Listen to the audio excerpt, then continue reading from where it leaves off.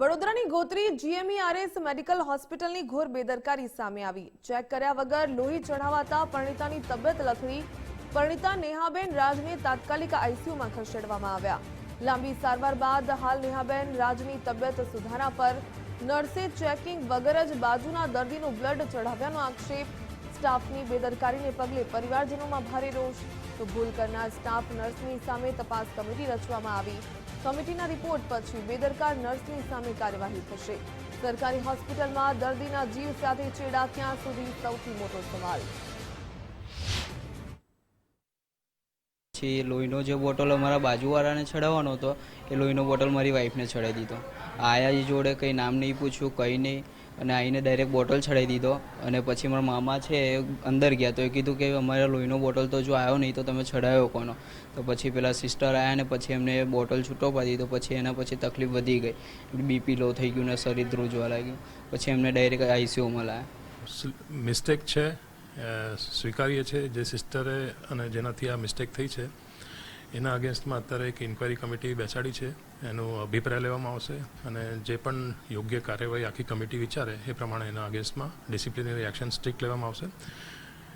Touchwood ઉપરવાળાની દયા છે કે પેશન્ટ સ્ટેબલ છે, પેશન્ટને કંઈ મેજર રિએક્શન આવ્યું નથી, પર આવી બેદરકારી ટોલરેટ કરવામાં નહીં આવે અને જે પણ આ કમિટીનો નિર્ણય આવશે એ સ્ટ્રિક્ટ ડિસિપ્લિનરી એક્શન આપણે એના કેસમાં લઈશું।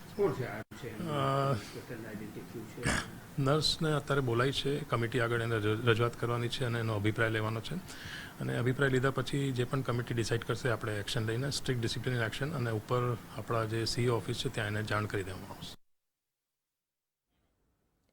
વધુ વિગત મેળવીએ ડીકે સોલંકી પાસેથી। જી, જે પ્રકારે વડોદરાની ગોત્રી જીએમઈઆરએસમાં ઘોર બેદરકારી સામે આવી છે, ચેક કર્યા વગર જ લોહીની બોટલ ચડાવી દેવામાં આવી, તે પરિણીતાની હાલત અત્યારે કેવી છે, કેવા પ્રકારની અત્યારે તેની સ્થિતિ જોવા મળી રહી છે, વધુ શું વિગત?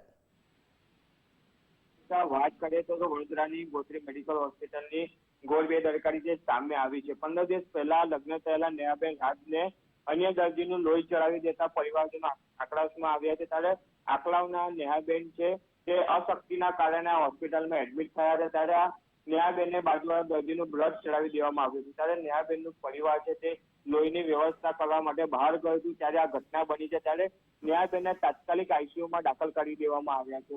અત્યારે તો હાલ તબિયતની જે સ્થિતિ છે તે સારી છે, પણ જે નર્સ દ્વારા જે આ ભૂલ કરવામાં આવી છે તેને લઈને હોસ્પિટલ દ્વારા એક કમિટી બનાવવામાં આવી છે અને તેના પર એક્શન પગલાં લેવામાં આવશે। જી ડીકેશ, ધન્યવાદ જાણકારી બદલ।